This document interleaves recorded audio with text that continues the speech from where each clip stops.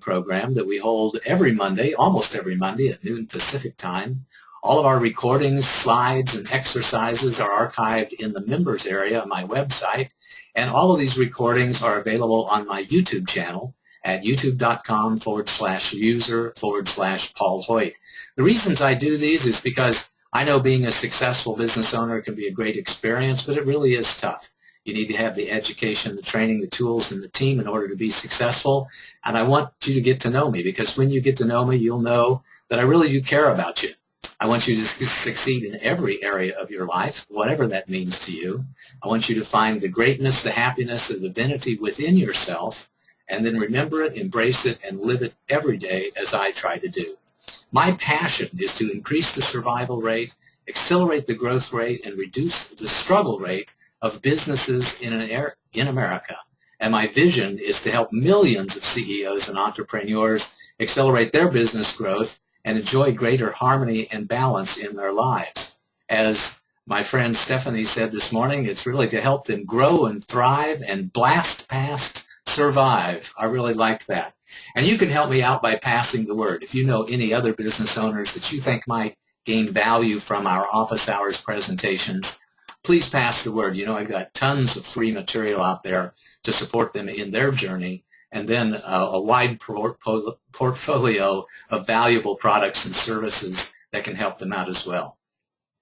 On our office hours calls, we have an in-depth discussion of a business success principle or a book like we're doing today, and then I offer some closing remarks, special offers, and an invitation for next week's session. Then we have open questions and answers and coaching. First, questions and answers and coaching related to the subject matter of the day, and then we open it up to any topic that you want to talk about. While we're on the call, and other times too, I invite you to join us at the Brilliant Business Group on Facebook and on LinkedIn. With Facebook, it's just facebook.com/groups Brilliant Business.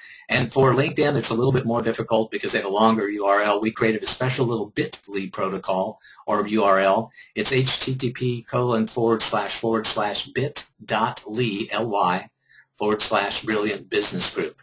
So join us also. And when you do, we have a business success principle of the day that we're posting on Facebook and on LinkedIn, and an energy of the day message, my little effort to put forth some positive energy into the world, every day posted on Facebook. We invite you to make comments and ask questions in our Brilliant Business Groups, share your insights and takeaways, and like my Facebook page, my business page on Facebook. When you post your questions and comments in the Brilliant Business Group, either in LinkedIn or in Facebook, then you have the entire community supporting you with answers. Today's topic is the truth about the E-Myth. It's based on the book, The E-Myth Revisited by Michael Gerber, with the subtitle of Why Most Small Businesses Don't Work and What to Do About It. The E-Myth Revisited was published in 2001, 15 years after he published the original E-Myth book in 1986. I've not read the original. When I started out being a business consultant in 2001, the E-Myth had just hit the marketplace, and it was, it was getting rave reviews, so I bought a copy of it in 2001 and read it and studied it, and I've learned a lot from it, as I'm sure you will when we go through it today. As always, I relate the subject matter of the day to one or more of the key performance areas of business, and today it's really all about leadership. It's about understanding the roles and responsibilities of people on your team, creating a viable business model. It's about leading your business to greatness through employing some of the principles in the E-Myth and some of the complementary principles that I'll be talking about too. Our agenda today is pretty rich. We'll talk about the Startup Challenge, the E-Myth itself, the 3 personalities of business, the phases of business, the business development process, and a few other key ideas from the book, and then we'll sum it all up with the bottom line. So first, let's talk about the Startup Challenge, because that's where he starts in the book, The E-Myth. He puts forth some interesting statistics about 40% of businesses failing in the first year, and 80% failing within 5 years, and 96% failing in the first 10 years. He doesn't offer a lot of information about where he gets these statistics. I happen to think that the situation is a lot worse than that. when you include home-based businesses and network marketing businesses and businesses where somebody had an idea and they went at it for 2 or 3 months and they didn't really ever get on anybody's radar screen, I think the failure rate and the struggle rate, especially of small businesses, is a lot worse than this. The only and best study that I can find came out in 2012 from the University of Tennessee that says that about 50% of the businesses that they were tracking survived 3 years or so, but of the ones that failed, 76% of those failed because of a lack of education and management competence. So I agree that there is an incredible startup challenge, and as I talked about earlier, it's my passion to help people be more successful, but I think he's a little low on the statistics here. I think that it's probably a little bit worse than that. He talks about the entrepreneurial myth, and he defines it as being small businesses are started by entrepreneurs risking capital to make a profit. That's the myth. The truth is, and I totally 100% agree with him on this, is that it's not true. That most businesses are started by technicians looking for a more satisfying way to do the work that they have. There is this illusion that we paint in America about the entrepreneur being a hero, standing alone, defying the odds, triumphing over incredible challenges, persevering through great pain, and reaching the promised land of wealth and personal greatness through their efforts. Actually, that's kind of rare. Actually, most people, he says, start their business because they had an entrepreneurial seizure. And I love the concept of an entrepreneurial seizure because I kind of had 1 or 2 of those along the way myself. An entrepreneurial seizure happens when you were darn good at what you did, and then you suddenly got the idea that having business was a perfect next step for you, and you just had to start your own business. And the risks and the warnings and the initial challenges that you faced could not dissuade you, and you just jumped in with both feet. Well, I think that's interesting, but that's not what I've seen. After working with hundreds of small business owners out there, I think sometimes there is a triggering event. Sometimes somebody gets fired, or sometimes a business opportunity walks in the door and they just say, you know, I'm just absolutely going to start my business.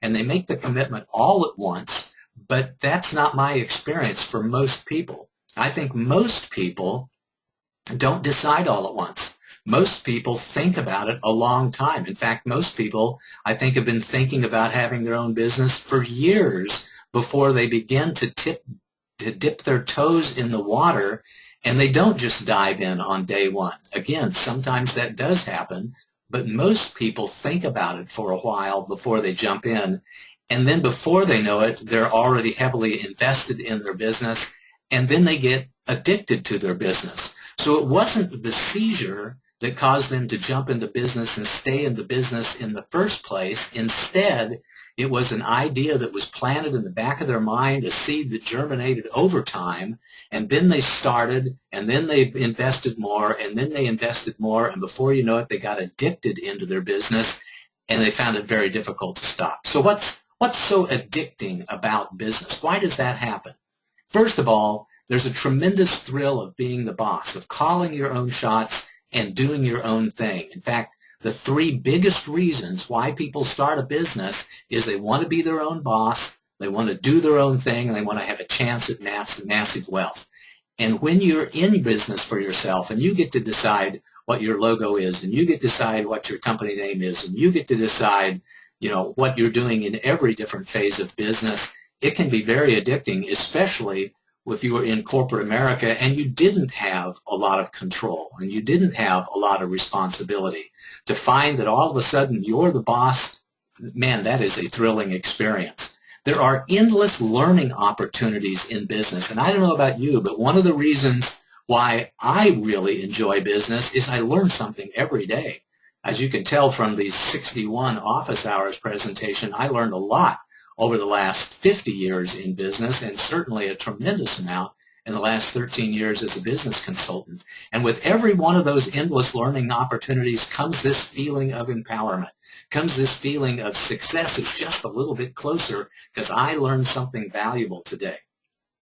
There's always the possibility that what you have, what I have, is going to go viral and you're going to have massive wealth. There's always the possibility that that next phone call, that next email, that next chance encounter at a networking event is going to be the door opener for you and for me that will allow us to experience massive wealth, because somebody out there is going to figure out how capable we are of helping them out.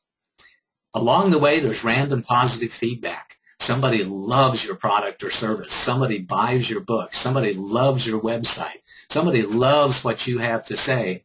And from a psychological point of view, that random positive feedback is by far the stickiest kind of feedback that you can get. And it happens every day in business. And that's one of the biggest reasons it's so addictive.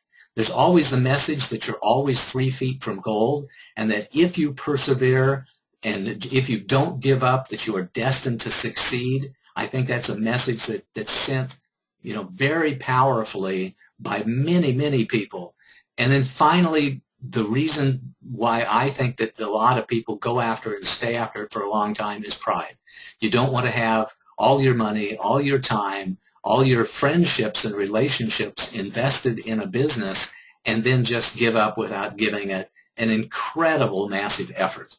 That's why business is so addicting. And to sum that up, I don't think it's the entrepreneurial seizure that gets people to jump into business. Yeah, there is some triggering events. In fact, some people I know, had a dream. They woke up with a calling. They thought it was a vision from God that said, you need to go into business and do this thing. But it's really all of these factors: the thrill of calling your own shots, the endless learning opportunities, the possibilities of massive wealth and going viral, and that especially sticky factor called random positive feedback that causes us to stay into business. Another concept from the book E-Myth that I really like is the fatal assumption. And he defines the fatal assumption that says, if you understand the technical work of business, you understand a business that does technical work. And that is the fatal assumption.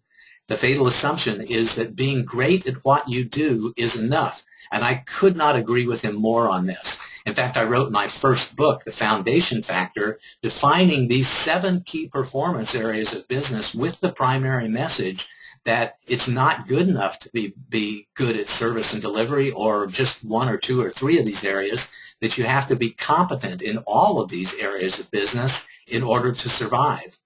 The fatal assumption is that if you're just good at service and delivery, that you will survive. And yes, service and delivery is one of the top 3 key performance areas, the other ones being leadership and sales.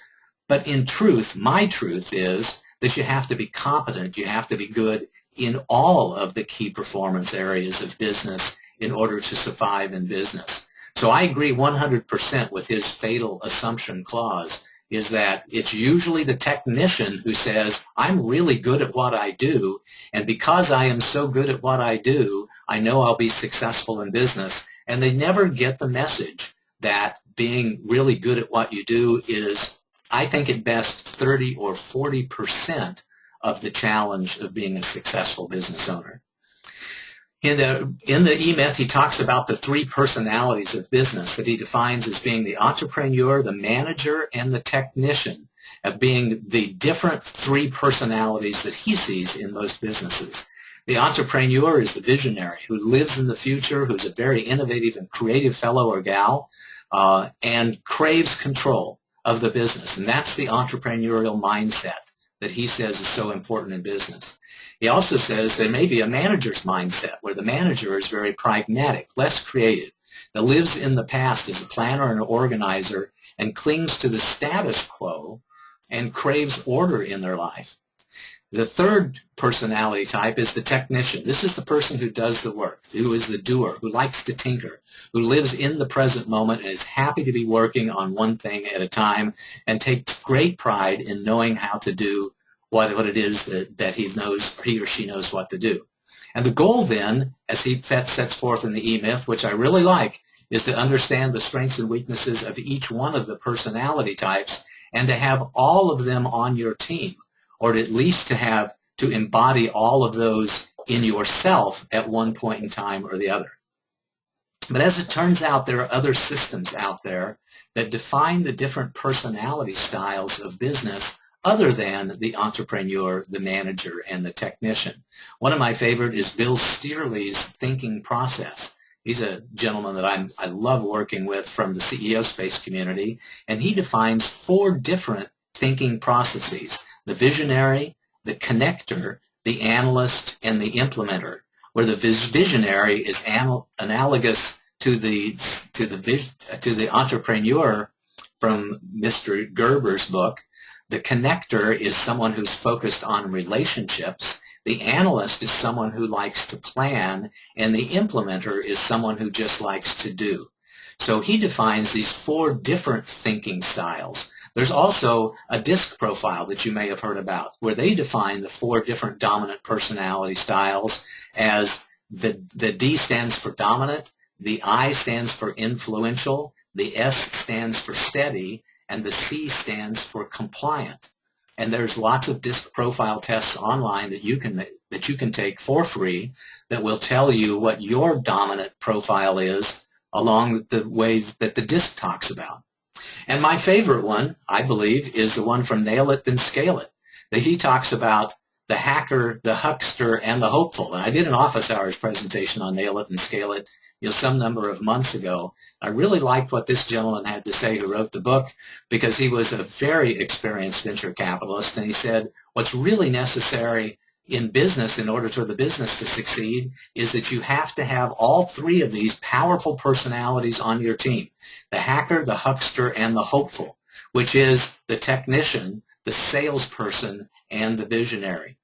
So I think the primary theme is that you have to have not only different skill sets in your business, but you need different mindsets as well, different perspectives, different ways of seeing the world on your team, which is very difficult for any one person to embody.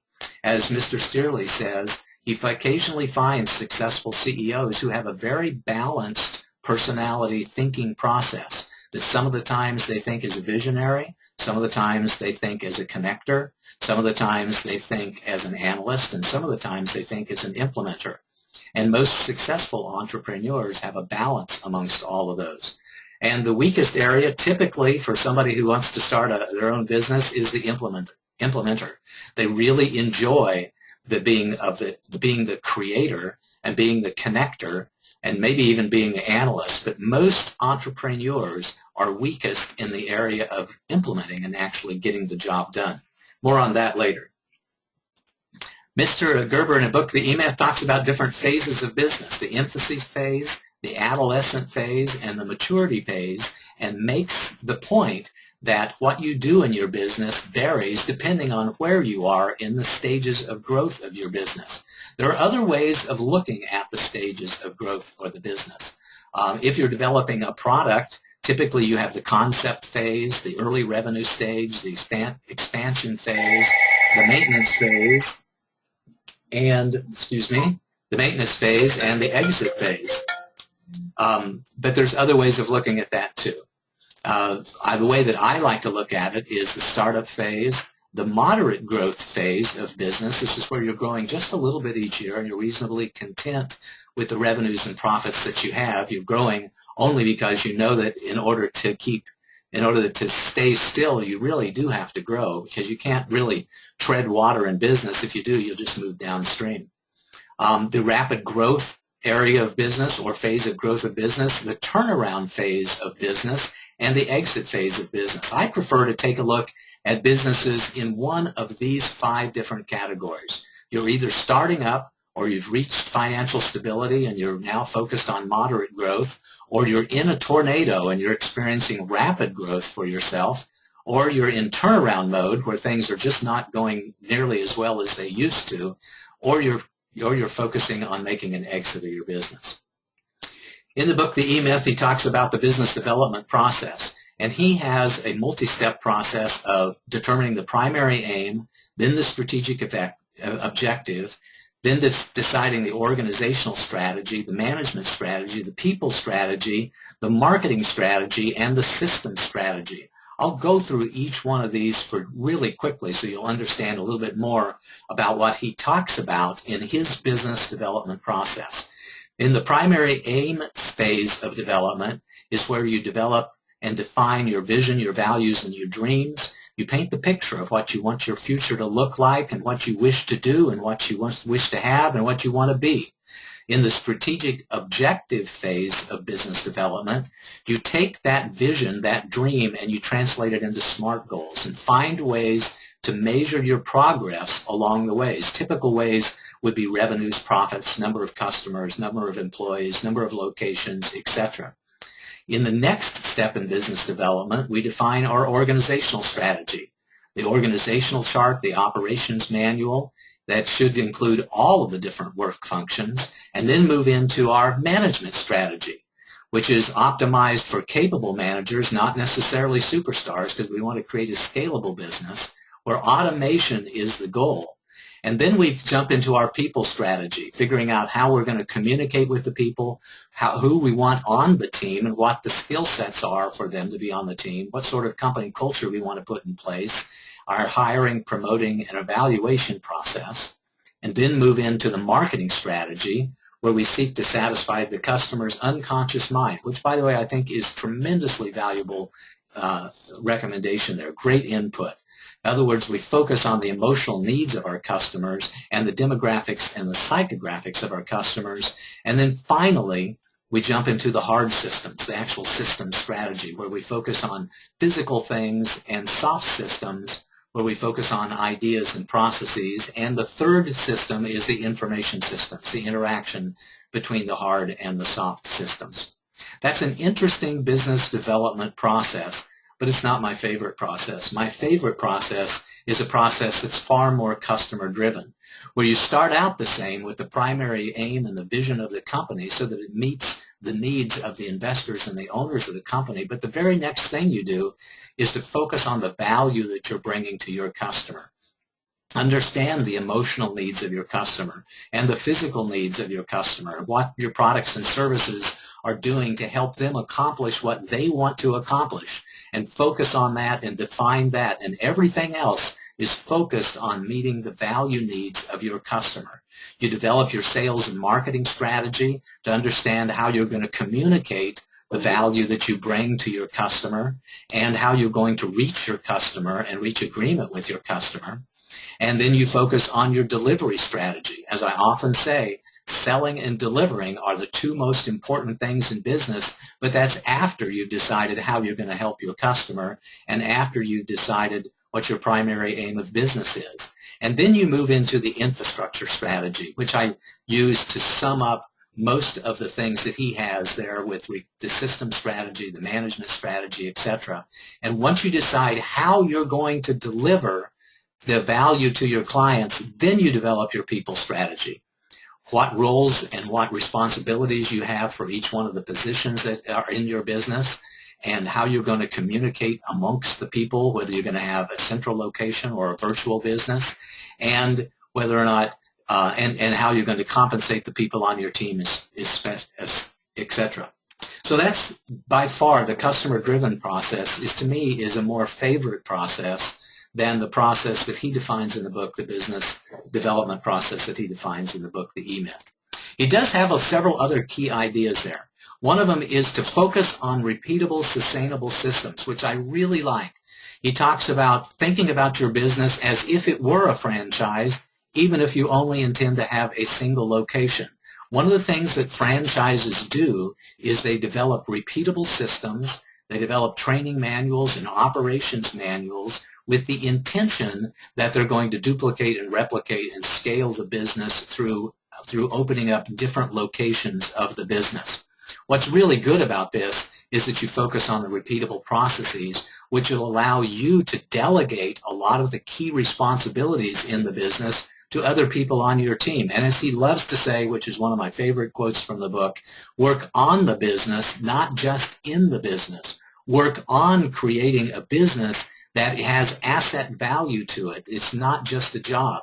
Work on creating a business that you can take a vacation from, that you can walk away from, that you can sell to somebody else over time. Otherwise, you've created yourself a job. Maybe it's a job that you really love, but you have created a job, and when you go away, the job stops being done, and the business stops going away, and revenue and profits stop as well.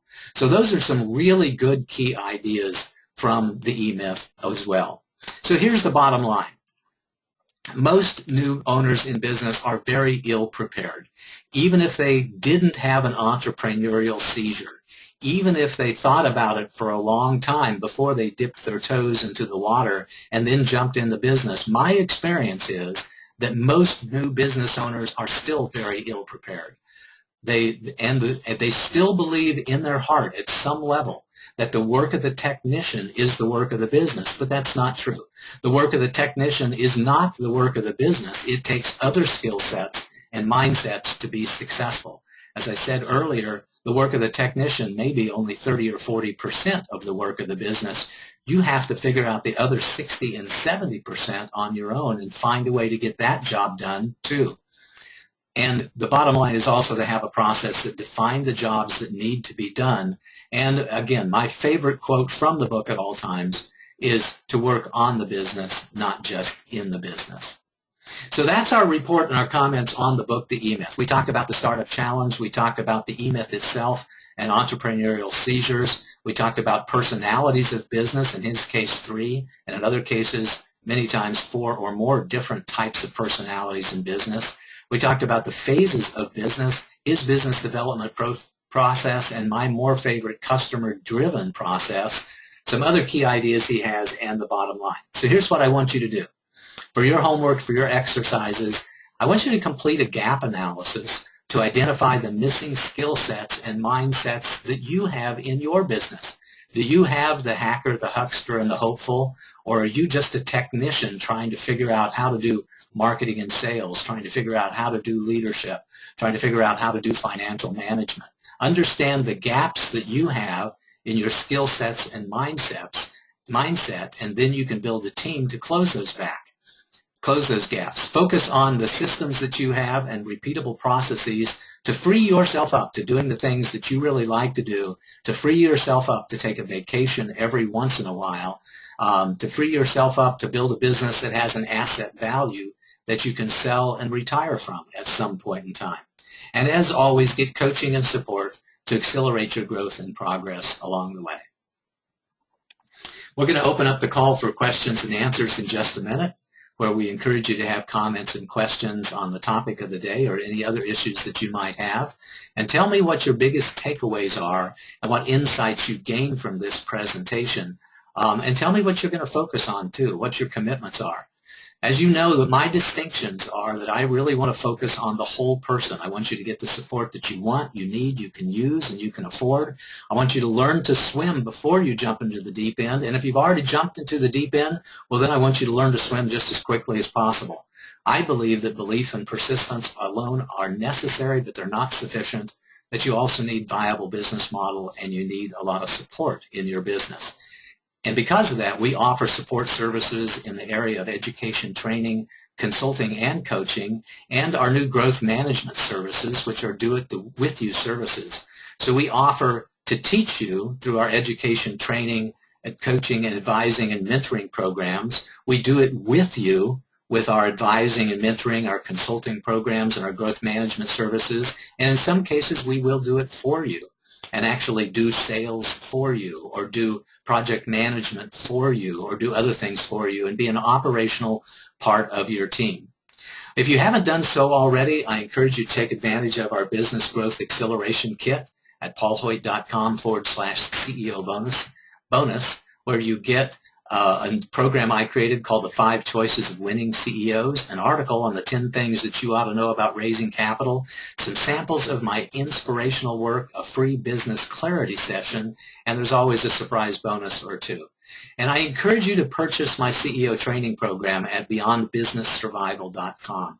It really is what you need to know when you're a CEO, and as my friend Nick Catracala says, the program's worth at least 20 times what he paid for it, and after being in business for a long, long time, finally understands what he needs to do in order to succeed. Our next office hours presentation will be next Monday, January the 19th, and the topic is turning it around. Some businesses, through circumstances of making a poor decision or through taking their eye off the ball, or oftentimes just through events that were out of their control, may find themselves to be in a turnaround position.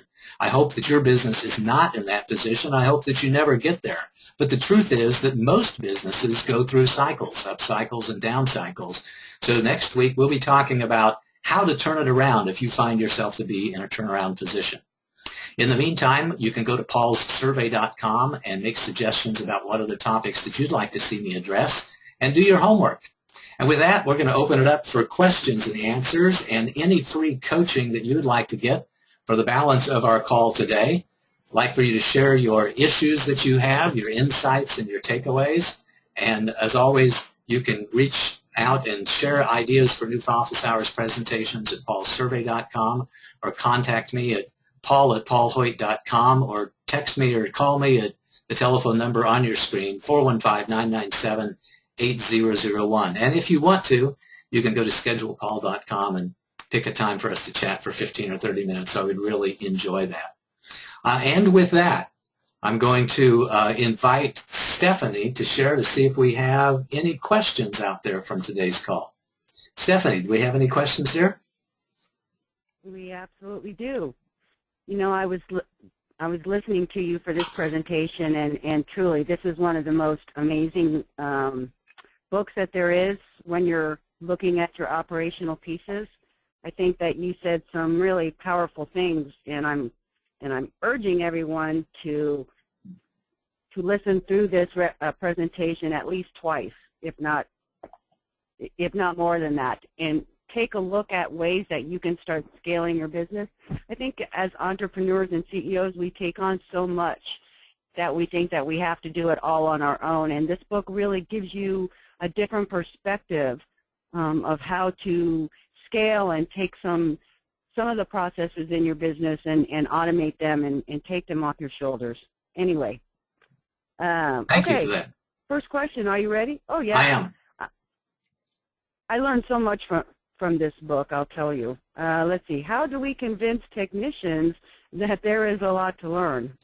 You know, it's a tough thing to do because, you know, it's a very, very common thing. And I know that I made this mistake the first time I went into business. It's really believing that because you're an A player in corporate America, that you've got everything that's necessary in order to be successful as a small business. I just think it takes more people like myself and Michael Gerber to send the message that that's simply not true, and to give people a big warning sign. One of the challenges we have is that there's a lot of companies out there, including chambers of commerce and even the Small Business Administration, that are very, very encouraging. They believe in the greatness that each one of us has within us. They believe that the power of perseverance. They believe that we're all always only 3 feet from gold, and they see the possibilities of a tremendous home run for everybody. So they don't want to dissuade the technician.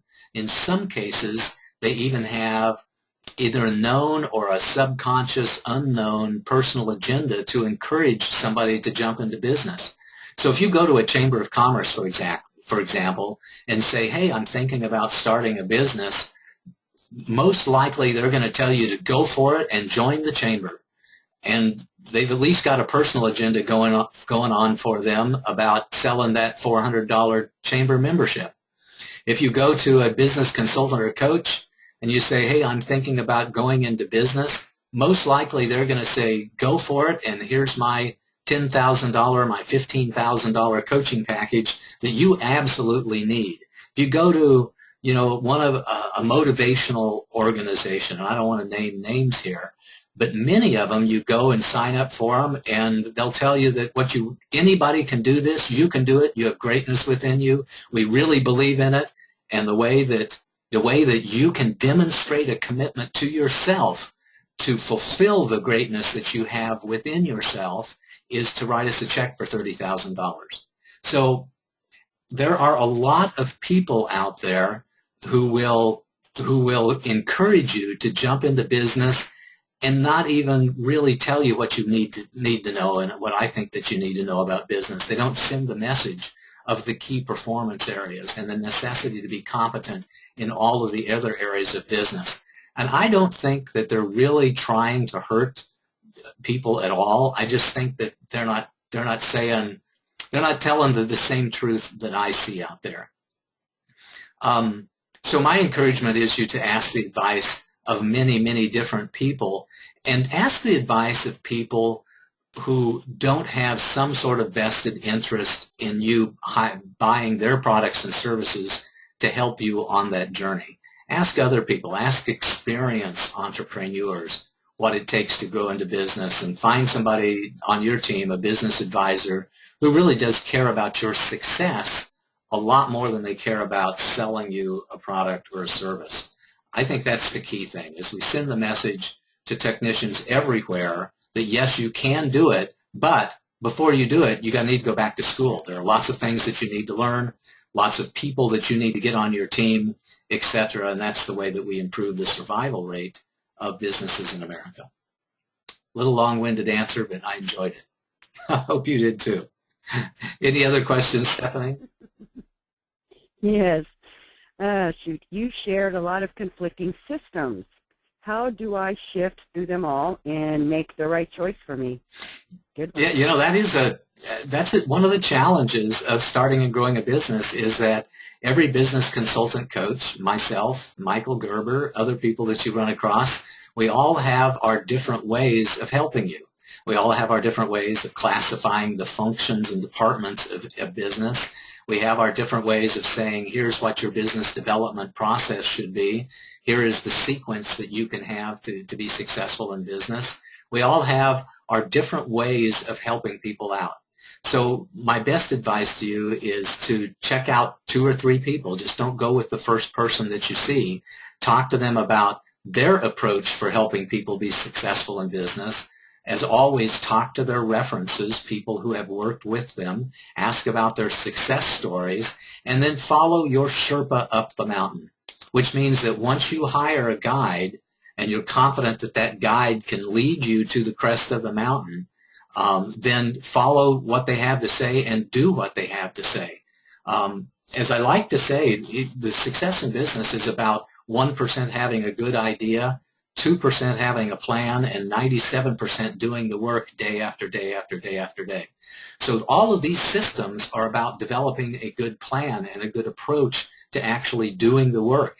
Once you have a good plan and approach, then it's up to you to do the work day after day after day. So while I am as deeply proud of the systems that I have, and as every business consultant is deeply proud of the systems that they have, just find a consultant that you believe, that you can trust in, that you have checked out, develop the plan and the approach according to what they say that you need to do, and then do the work. That's what's the most important thing. Next question, Stephanie. Okay. How do I find the right partners for my team? That's a good one, and I assume the question comes from the fact that, you know, we said repeatedly that you have to have different mindsets and skill sets on your team, and it's very rare that any one individual has all of the necessary perspectives and has all of the necessary skill sets to be, you know, a one-person business successfully. You have to go out and have other people on your team to cover your gaps. Well, the way that you find those people is by raising your hand and asking about them. You can ask for them at any networking organization. You can ask for them at a chamber of commerce. You can ask for them on Craigslist. You can ask for them in an entrepreneurial support community like the CEO Space community that I've been a member of for a number of years.